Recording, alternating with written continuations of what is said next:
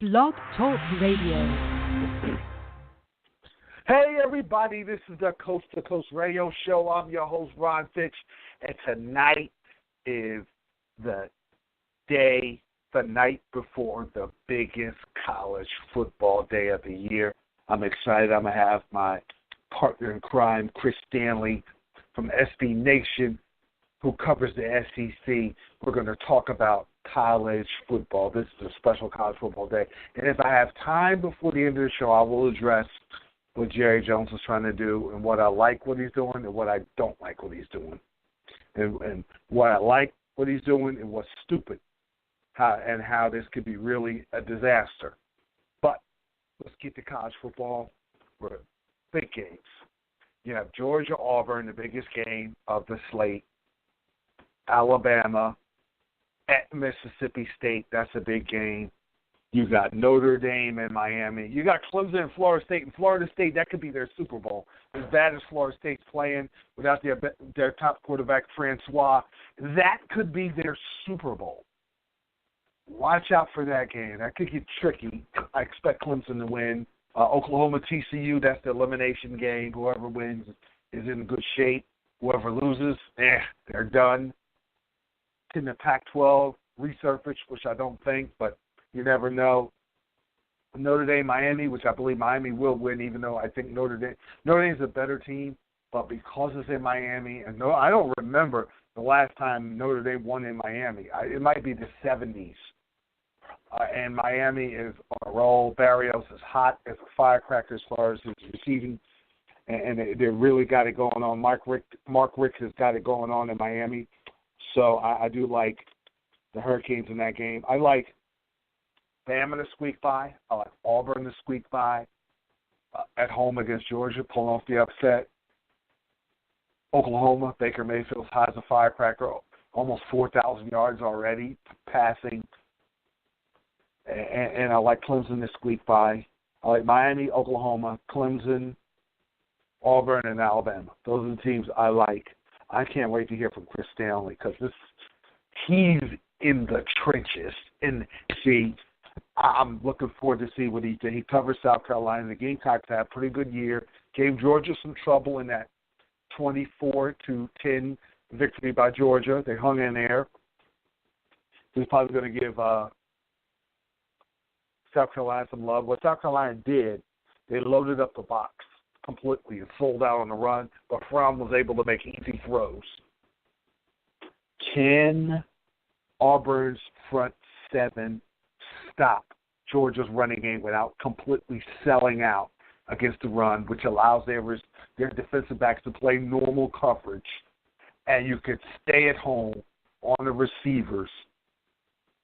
Can Stidham go off against this really good Georgia defense? Can Kerryon Johnson run against Georgia? Who can run? You got two stout run defenses. Who can make the plays in the passing game? That's a fascinating matchup. Cannot wait. 3:30 SEC football. That's as good as it gets in Auburn. I wish I was there, but, I got my buddy Matt Lowe. He's an Auburn guy. He covers Auburn for Lindy Sports. He's going to be there. I'm going to be texting him most of the way. I'm going to try to have him on for my Sunday night show to do a recap. But, hey, this is what Operation Saturday, where you get to see what's what, who's the star. Is Brian Windbush the real deal? Can he walk into Miami in a hostile environment and outplay his counterpart? Can he do that? That is the question. That's going to be answered. Can he outplay Mr. Rozier, who has 19 touchdowns and 7 interceptions? Is Adams healthy enough to run? And he's been the bell cow to this whole offense. Notre Dame's a lot more physical, better coaching staff, and the whole nine. Let me see if Chris, he's not on yet. I'm still waiting for Mr. Stanley to call in. We will see. I'm waiting to hear from him. But anyway, I'm going to keep going and let you know that Alabama's got a tough game because Mississippi State plays a lot better in Mississippi State. A lot better in Mississippi State. They're a feistier team. They destroyed LSU. Oh, he's on. I got my guy on. Let me see. Here he comes. I got Chris Stanley on. Waiting for him. Oh, my God. I got my guy, Chris Stanley, SB Nation, South Carolina Gamecocks. I am pumped. I couldn't do it. I couldn't think of a better person to have on my show than you to talk about SEC football. Let's get right into it. You saw Georgia up close. Georgia, Auburn. Give me a breakdown.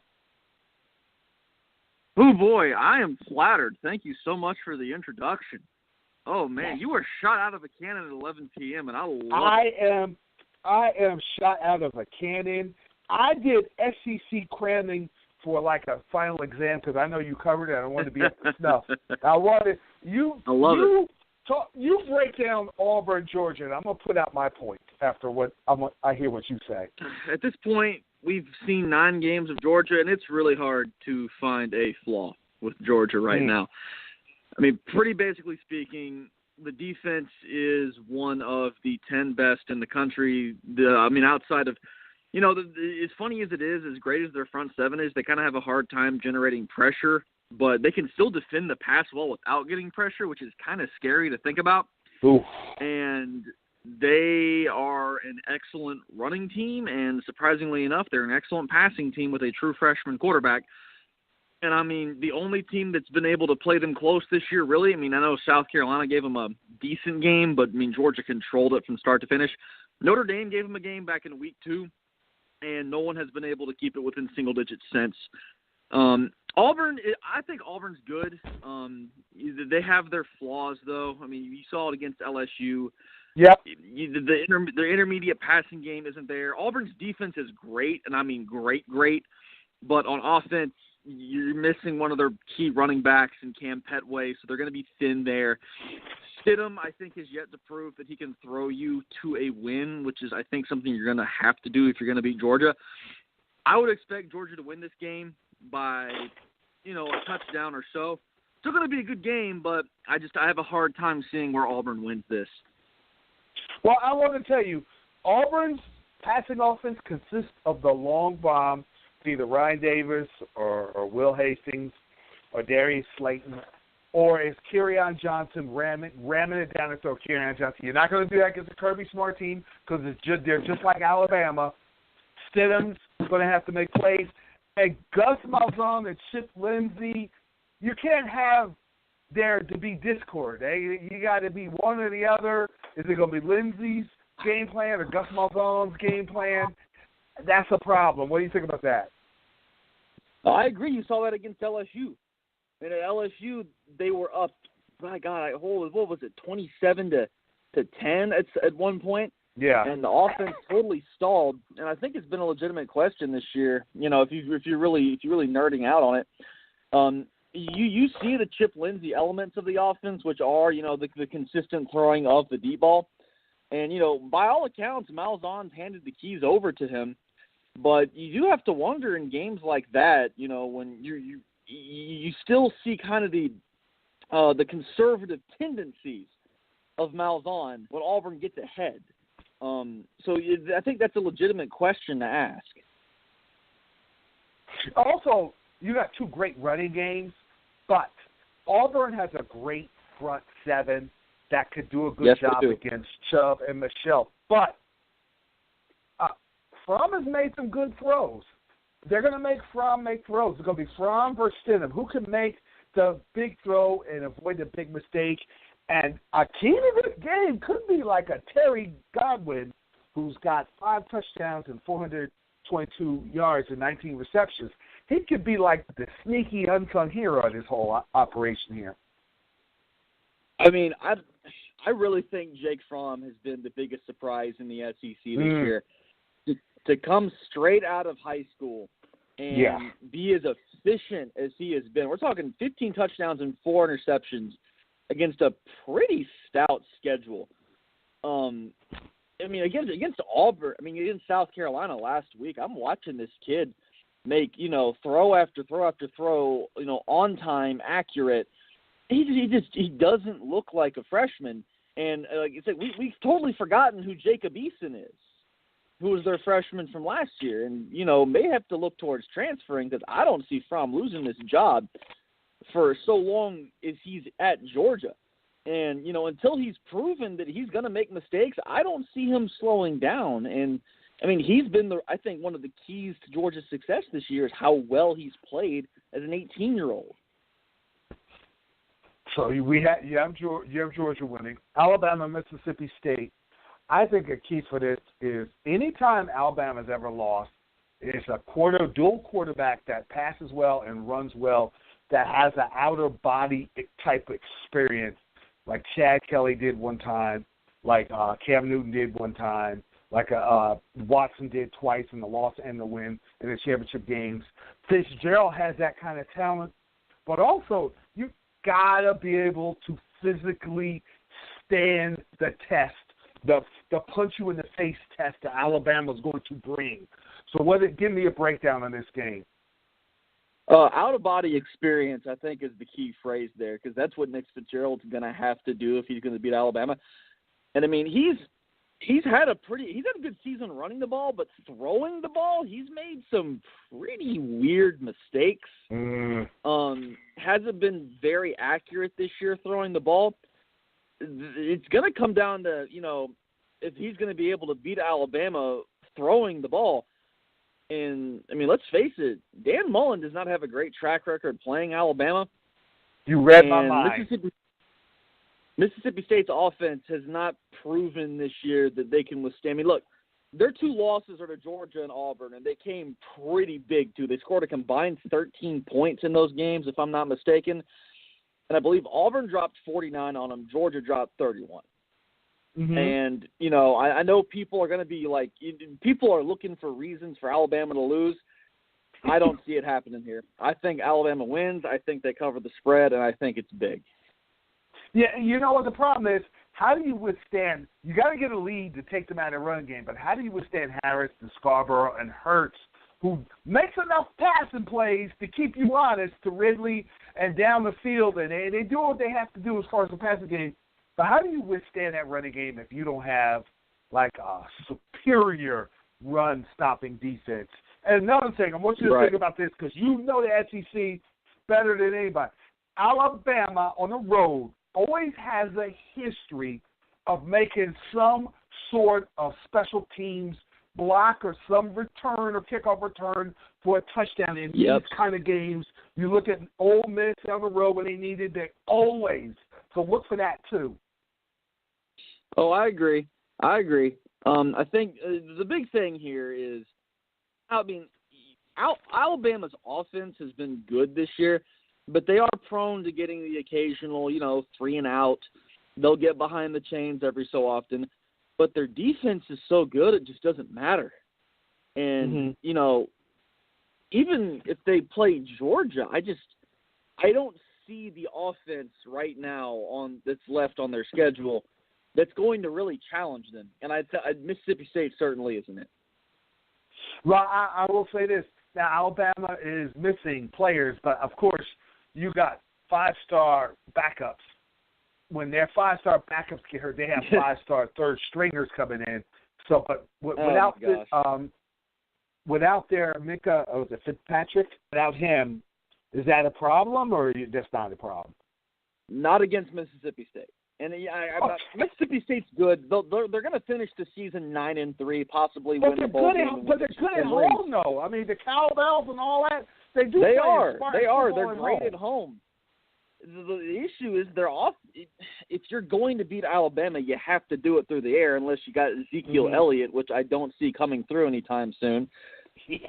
You got to beat him through the air, and Nick Fitzgerald hasn't proven that he can do that with anybody. I mean, he got wrecked by Auburn and Georgia through the air. And, both of those pass defenses pale in comparison to what Alabama has, even without Minka Fitzpatrick. I mean, you made the point. Alabama's like a row of shark's teeth, like 2 fall out and 2 more just replace it. Definitely. Now, outside of the SEC, I picked Miami to upset Notre Dame because of the fact that only because they're on a roll and they're home. If this was in Notre Dame, I'm picking Notre Dame. I think Notre Dame is a better team, but I think that they're on kind of a magic carpet ride at home. They figure out how to win it in a close game, and Notre Dame hasn't won in Miami since the 70s, I think. So I'm a Notre Dame fan, but I do this show, so I have to be objective. So what do you think about that game? So this is interesting. Notre Dame, think about it. This is the first real road game Notre Dame has played. They've gone to North Carolina, who's been broken this year. You go to Michigan State, which is right in your backyard, and to Boston College, which, once again, right in your territory in the Northeast. This is the first real road environment they're going to have to go on, and from all accounts that I've heard, Hard Rock Stadium is going to be lit in the most Miami way possible. And, we're talking about college kids, man. A tough road environment can throw things out of whack. However, it's going to take that and I believe a handful of turnovers by the Miami defense to swing this, because you look at Notre Dame's schedule, man, like they have taken care of business outside of Georgia. I mean, they played Georgia as close as anyone else has. They beat Michigan State by 20.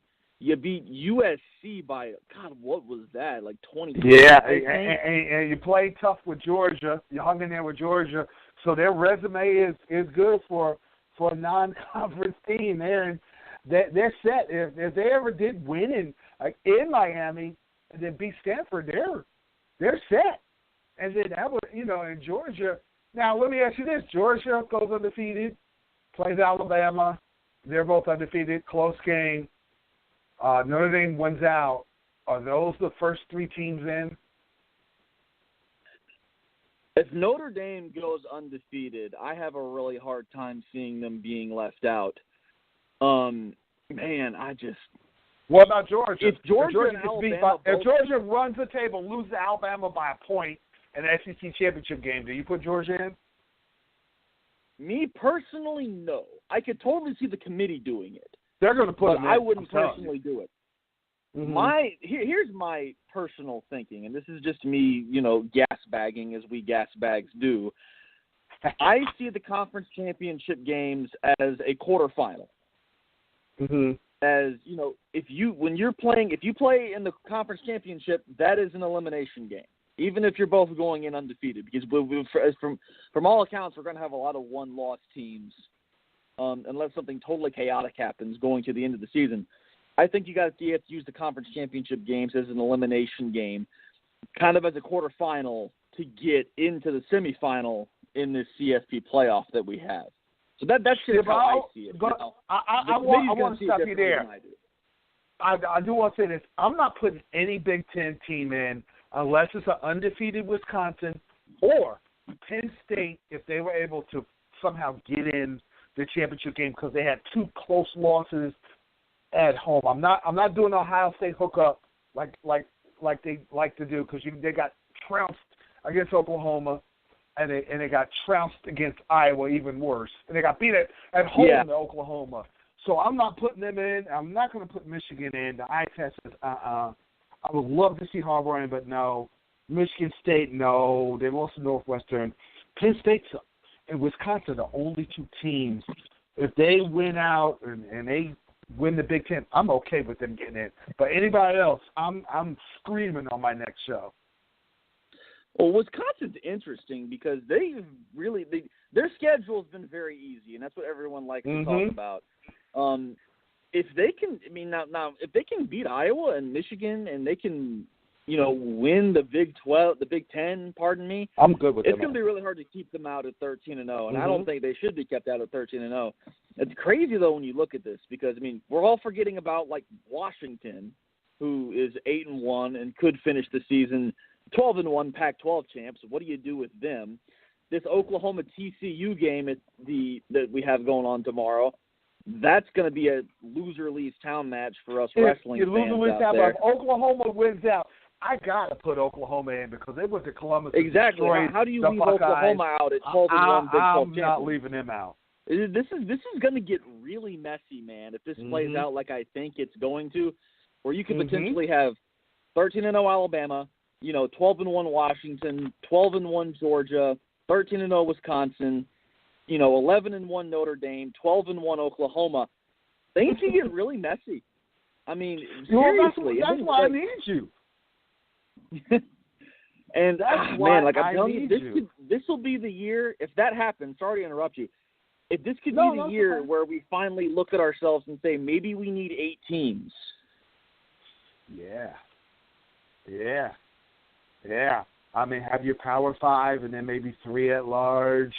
I'm liking that. Listen, I gotta let you go. Florida's sitting here at 8-0, looking real nice. Yes.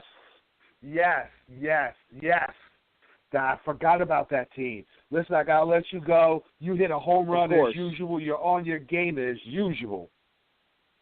Thank you so much, my man. Hey, keep this energy going the rest of the night, man. I'm going to see if you can do it. I'm going to keep it going. And then, listen, we're going to do more college football, but eventually in a couple of weeks I'm doing a special college basketball show, which won't be so happy. We're going to sort this garbage out that's going on in college basketball. Oh, what a mess. Yeah, I got a whole list of special guests coming on, so I want you a part of that. All right, man. Well, I'm here for it. You know it. Whew. Wow. Tomorrow it's going to be exciting. Now, I want to give an update in the NBA. 93-87, Milwaukee is beating San Antonio, and the Clippers and OKC are tied. OKC better start winning. And Brogdon has, the Greek Freak has 28 points. Bledsoe has 13. What a great trade. I'm loving that trade. Now, I want to get into it. Before I leave the scene, I want to talk about the NFL. Jerry Jones does not want Roger Goodell to be commissioner anymore. Not another second. The owners want to renew his contract for 5 years, which is utterly ridiculous. And I'm taking Jerry Jones aside, the fact that he shouldn't get his contract renewed. He doesn't deserve it. I mean, he's clueless. He's done some good. But most of the time on really important issues, he's a clueless boob. And Jerry Jones is mad because he lost money, not just because of the Ezekiel Elliott situation. He's got to sit out 6 games because of the flag situation. Goodell didn't have a clue. He didn't bring all the parties together to figure this out right away, and he let all this fester. And both the one side and the other side who kneeled, the other side who was mad, the veteran, you had all this going on, and Goodell just sat and let this explode and turn nuclear and radioactive. And it cost the NFL money. And Jerry Jones is he doesn't want him there. And the competition committee and the owners want him, which is ridiculous. So what Jerry Jones wants to do, he may sue the owners to get his way. And that's stupid. Now, Jerry Jones does some good. He's a great businessman, but at times he can be stupid at the wrong time. Like when he got rid of Jimmy Johnson, there was a couple other really dumb moves. For a great businessman, and a Hall of Fame owner who's won 3 titles, he could do some real dumb. That is really dumb. Because say, for instance, you sue and if you win, what if you need those owners for something that comes up that you need? And now you got to rely on the same owners that you're suing. And you're suing ours are blank. And he's threatened to. He hasn't done it yet. But now the Falcons are playing the Cowboys. I can see ours are blank having a pep talk with the Falcons. We're struggling at 4-4. I don't care if we win another game. We are not losing to these doggone Dallas Cowboys this week at home. We're not doing it. You're going to get a fired up Atlanta Falcon team.